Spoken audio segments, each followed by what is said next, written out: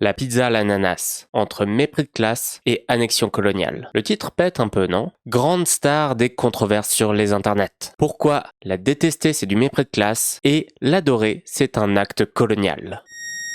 Ouais, la pizza à l'ananas, c'est dégueulasse, hein. Ouais, non, déjà là, stop, c'est faux. La pizza à l'ananas, c'est délicieux. En plus, c'est le résultat improbable de mélanges culturels, de migration et de génie prolétaire. Cette recette incroyable a été inventée par Sotirios Panopoulos, dit Sam, grec de naissance, naturalisé canadien. Il découvre la pizza à Naples lors de son voyage vers les Amériques. Une fois au Canada, Sam trouve du boulot en tant que mineur avec ses frangins. Ils mettent un peu de fric de côté pour arriver à ouvrir un restaurant de fast-food, le Satellite. Ce qui est plutôt bien trouvé parce que nous sommes dans les années 60, la décennie de Woodstock, de Stonewall, de l'assassinat de Kennedy, de la construction du mur de Berlin, de la Révolution tranquille et de la conquête spatiale. Dans les années 60, donc, la pizza n'existe virtuellement pas au Canada. Et oui, ça nous semble étrange aujourd'hui tellement c'est un plat qui est normalisé dans notre quotidien, la pizza a mis du temps avant de devenir populaire dans l'ensemble du monde occidental. Il n'est pas impossible que vos arrière-grands-parents n'aient jamais mangé de pizza. Revenons à notre bon Sam et à son satellite. À la carte, on propose des burgers, des frites, des hot dogs, quelques plats chino-américains comme le chop suey, bref,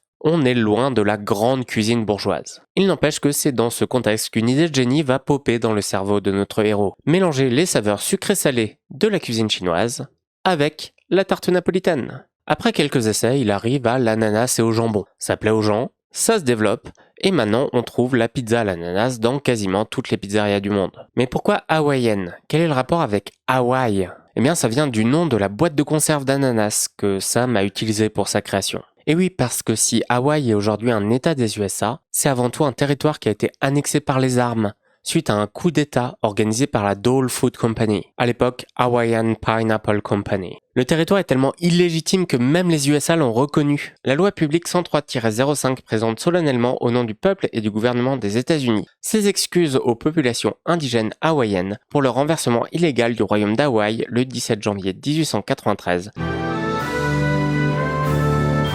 Mais quel rapport avec la pizza? Eh bien, la Dole Food Company, non contente d'avoir organisé un coup d'État et pris le pouvoir, installe d'immenses plantations d'ananas sur l'archipel et exploite les populations locales dans un système qui est à la limite de l'esclavage. La pizza hawaïenne est donc une création canadienne d'un mineur grec qui s'est inspiré d'une recette napolitaine et de principes culinaires chinois et qui porte le nom d'un territoire annexé en République bananière avant d'être intégré de force dans l'Union des USA. Sacrée histoire pour un seul plat. Bref, détester la pizza à l'ananas, c'est du mépris de classe, et aimer la pizza hawaïenne, c'est approuver la politique coloniale des USA. Sinon, vous pouvez me suivre sur Twitch les mardis et jeudis.